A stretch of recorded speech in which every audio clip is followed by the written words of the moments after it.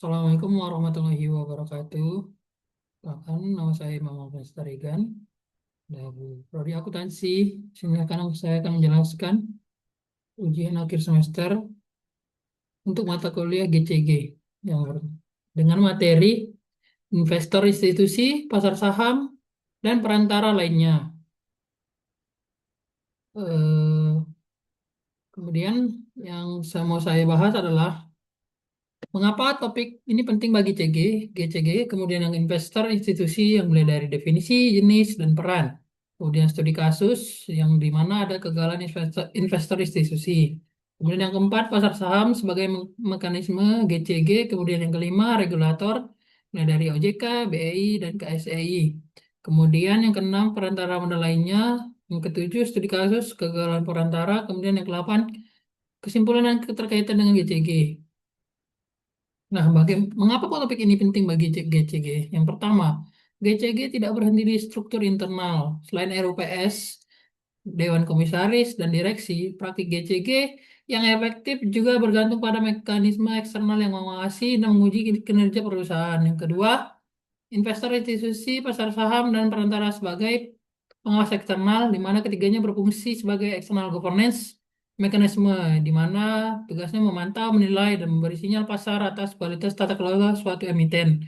Kemudian yang ketiga terkait langsung dengan prinsip tarif, di mana prinsip ini adalah transparansi, akuntabilitas, resolutivity, independensi, dan keadilan. Hanya dapat berjalan didukung oleh keterbukaan informasi dan pengawas investor, serta integritas perantara pasar modal.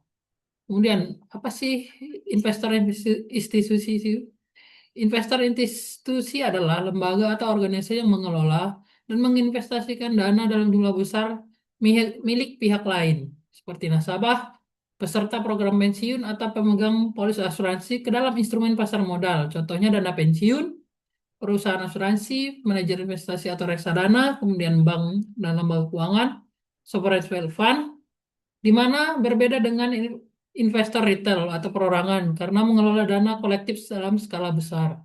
Kemudian memiliki sumber daya analisis, riset, dan tim profesional yang lebih memadai, serta berperan sebagai pemegang saham signifikan sehingga dapat mempengaruhi keputusan RUPS-nya.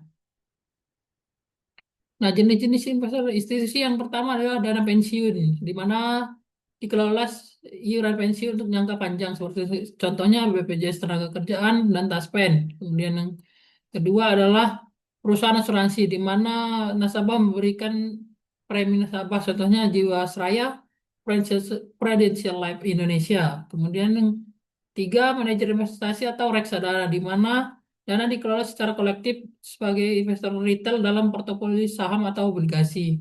Kemudian bank atau lembaga keuangan, di mana berinvestasi pada surat berharga sebagai bagian dari manajemen likuiditas. Kemudian sovereign wealth fund, di mana dana investasi milik negara seperti Indonesia Investment Authority. Kemudian yang kelima adalah lembaga endowment, di mana dana abadi milik yayasan atau universitas yang diinvestasikan untuk pendanaan jangka panjang. Nah, perannya dalam GCG yang pertama monitoring aktif, di mana kita bisa memantau kinerja keuangan, strategi bisnis, dan praktek tata kelola emiten secara berkelanjutan. Yang kedua, hak suara dalam RUPS, di mana kita bisa menggunakan hak suara sesuai porsi kepemilikan untuk mempengaruhi keputusan strategis dan pengangkatan direksi atau komisaris. Yang ketiga, shareholder activism, di mana kita dapat menekan manajemen agar memperbaiki kinerja, transparansi, atau praktik etika jika dinilai menyimpang dari kepentingan pemegang saham yang ada. Yang keempat, engagement ESG dan manajemen risiko, di mana kita mendorong penerapan aspek lingkungan, sosial, dan tata kelola sebagai bagian dari keberlanjutan investasi. Nah, studi kasusnya pada kasus PT Asuransi Jiwasraya, di mana kronologi singkatnya Jiwasraya BUMN Asuransi mengalami gagal bayar polis nasabah senilai puluhan triliun sejak akhir 2019, di mana akar masalahnya dana premi ditetapkan pada saham-saham berkapitalisasi kecil dan berisiko tinggi yang sering disebut dengan gorengan tanpa analisa kehati-hatian yang memadai. Kemudian yang ketiga, penyelenggaraan prinsip GCG, di mana lemahnya transparansi pelaporan investasi, minimnya pengawas internal, dan konflik kepentingan dalam keputusan penempatan dana. Yang keempat, Pembelajaran mata kuliah GCG ini bermanfaat. Investor sendiri wajib menerapkan GCG secara internal, di mana kegagalan tata kelola pada institusi berdampak sistemik ke nasabah dan pasar. Yang selanjutnya adalah mekanisme pasar, di mana pasar saham sebagai mekanisme GCG. Yang pertama, price discovery, di mana harga saham mencerminkan persepsi pasar terhadap prospek bisnis dan kualitas tata kelola suatu perusahaan. Yang kemudian kedua, disclosure dan transparansi, di mana emiten wajib menyampaikan laporan keuangan dan informasi material secara berkala dan terbuka kepada publik. Yang ketiga, market disiplin, di mana kinerja atau GCG yang buruk respon pasar melalui penurunan harga saham, divestasi investor, atau kenaikan biaya modal. Yang terakhir, aturan pencatatan bursa atau listing rules, di mana BI menetapkan besaran pencatatan termasuk penerapan GCG dengan sanksi suspensi atau releasing bagi yang tidak patuh. Nah, siapa sih pengawasannya? Yang pertama itu OJK, di mana OJK mengatur dan mengawasi lembaga jasa keuangan, emiten, dan pelaku pasar modal secara menyeluruh, termasuk kepatuhan GCG. Yang kedua, BEI, Bursa Efek Indonesia, di mana menyelenggarakan perdagangan efek serta menetapkan aturan pencatatan listing rules yang mensyaratkan praktik GCG bagi emiten. Yang kemudian yang ketiga, Kustodian Sentral Efek Indonesia, di mana tugasnya mencatat dan mengadministrasikan kepemilikan efek investor secara elektronik untuk menjamin keakuratan dan keamanan data.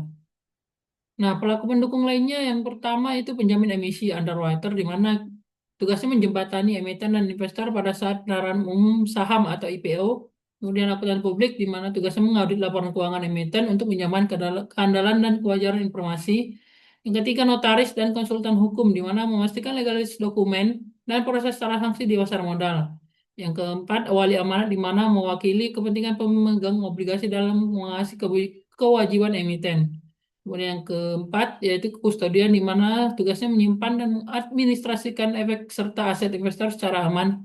Serta yang terakhir ada penilai appraisal, di mana menentukan nilai wajar aset perusahaan secara independen.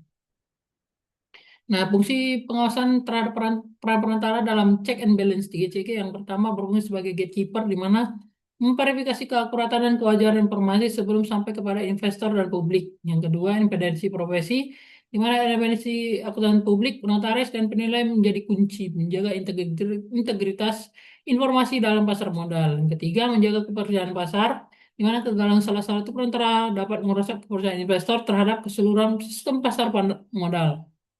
Nah, contoh studi kasusnya yang pertama adalah kasus PT SNP Finance, di mana kronologisnya PT ini terbukti melakukan penipuan dan manipulasi laporan keuangan untuk memperoleh pembiayaan dari bank, di mana permasalahannya KAP yang mengadili selama bertahun-tahun gagal mendeteksi praktik kecurangan tersebut, di mana tindakan regulator OJK menjatuhkan sanksi kepada auditor terkait atas kelalaian dan dalam menjalankan fungsi pengawasan independen. Kemudian yang keempat, pembelajaran bagi mata kuliah GCG adalah perantara pasar modal dan publik sebagai bagian penting GCG, di mana independensi dan kompetensi mereka menentukan keandalan informasi bagi investor.